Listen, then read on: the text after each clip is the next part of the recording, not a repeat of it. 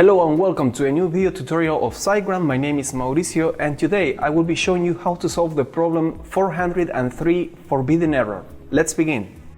First of all, we need to understand what is this error. A 403 forbidden error code is shown when your server permissions don't allow you to access to a specific page of your website. There are three possible causes for this error. Number one, and the most common cause, is due to a misconfiguration in security plugins.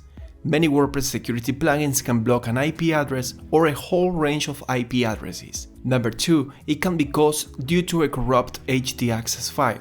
And number three, it can be the result of incorrect files or folders permissions in your server.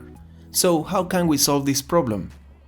First, we need to check if this problem is caused by any plugin. To do so, we need to access to the site tools of your SiteGround account and then access to the specific website with the problem. Once we are in the site tools, go to the file manager under the site menu. Search for the plugin directory and change its name.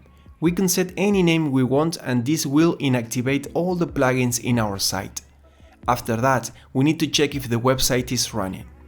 If it's running, then we need to activate the plugins one by one until we find which one of them is causing the issue with the website.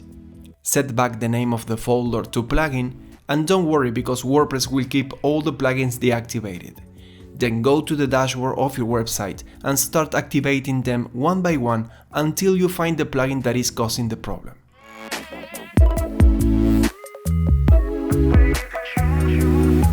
As we can see in the example, the any security plugin is the one that is causing the problem. Number two, if deactivating and activating all your plugins didn't solve the problem, then the next step you can try is the Htaccess file. To do that, we will need to go back to the site tools of the website and use once again the file manager tool.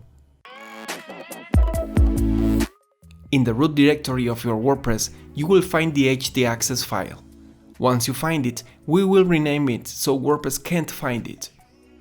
After that, we need to check if the website is working properly. If so, then we should rebuild the permalinks. To do that, go to the dashboard of your WordPress and then to Settings and Permalinks. In the page, you don't have to change any value, just scroll down and click the Save Changes button, and everything should be working fine again. Number three, if the Htaccess file solution didn't work, then you need to check the permissions of your files and directories in your server. Please be sure that you understand what you're doing in this solution because these changes can affect your site, so be careful.